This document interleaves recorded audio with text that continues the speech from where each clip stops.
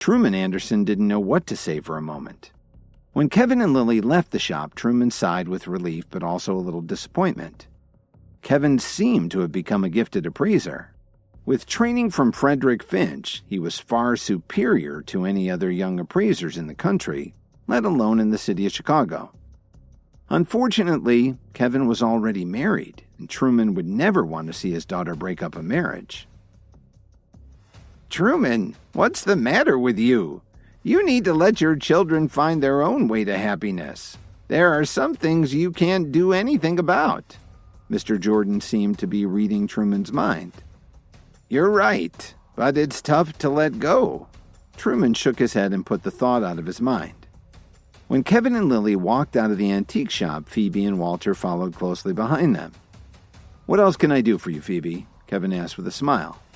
"Thank you so much for all your help today. Can I treat you to dinner?" Phoebe really wanted to spend more time with Kevin. "I'm sorry, Phoebe, but I have plans today. Let's get together another time." Since the Night King was coming that evening, Kevin had to buy him the antique sword that was in one of the shops down the street. "I guess we can try another time," Phoebe said nonchalantly. As Walter stood there watching them talk, he wasn't jealous at all. Even his own teacher had been showing respect to Kevin. On top of that, Walter really wanted to get to know Kevin so he could benefit from his advice. "Honey, what do you have going on? I thought we were going antiquing." Lily was unsure about Kevin's plans. "I found out that there's an antique sword next door, and it's really interesting. I decided to go and have a look, and if the price is right, I plan to buy it." Kevin was being deliberately secretive. When it concerned the Night King and the Alliance, the less people knew, the better. "Let's go over and take a look together. I'd like to learn as much from you as I can." Walter was sincerely interested. After all, if he didn't have an inquisitive mind, Gabriel wouldn't have taken him on as a student. "Okay, let's go see if they have anything interesting." Kevin nodded his head lightly and led the group into the antique shop next door. As soon as they entered the shop, they could tell it was different from the other antique stores in the neighborhood. Everywhere you looked, there were antique weapons, swords, daggers, shields, pikes, helmets. It was an impressive collection. Some of them were very rare, but a lot of the items would only appeal to very specific tastes. The owner was a thin, middle-aged man who was dozing by the counter. Kevin took Lily's hand and scanned the shop. Finally, his eyes fell on a rusty antique sword that was missing its scabbard. "I'd like to see that sword, sir." Kevin knocked on the counter several times with his knuckles to wake the man up. $400,000, the man announced as he yawned. $400,000 for what? Can't we have a look at it?" Walter asked in surprise. "I'm not in the mood right now." The owner didn't seem to like dealing with the public. "Is that how you do business?" Walter was a young and energetic man, and he was getting very angry at the poor service. Kevin gestured at Walter to calm down, and then he spoke to the man with a smile. "Okay, $400,000. Now it's going to cost you $800,000. The man glanced at Kevin with a twinkle in his eye. "Is that how you do business? We're willing to spend $400,000 and then you double the price?" Phoebe was becoming irate. "That's right. What kind of place is this?" Lily took Kevin's hand and pulled him toward the door. "Honey, let's go." "Well, as the saying goes, you shouldn't look a gift horse in the mouth. You're training in herbal medicine, aren't you?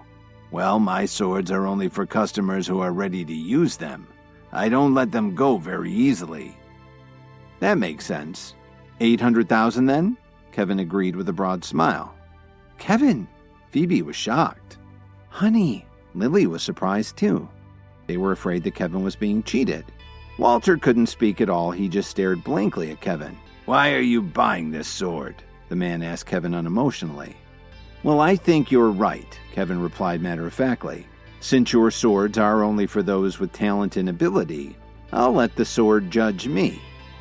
The shop owner took a long, hard look at Kevin, then he turned around and took the sword off the shelf and put it on the counter. As Phoebe and Walter looked closely at the sword, they seemed a bit disappointed in its condition. Kevin stretched out his hand and trapped the sword with his fingers. The metal seemed to vibrate like a tuning fork, and it took a long time for the tone to dissipate. "It's a good sword. I'll take it." Kevin pulled his black bank card out and placed it on the counter. When he saw the black card, Walter took a deep breath. Now he realized that Kevin had to be loaded. And Walter felt really ashamed about his first impression of Kevin. He was as wrong as he could be. "No, you don't choose the sword. The sword chooses you." The man pulled out a long wooden box and placed the sword in it. "Why are you doing that, sir?" Kevin asked with a smile. "Well, you said that you'd let the sword judge you. Let's see what happens."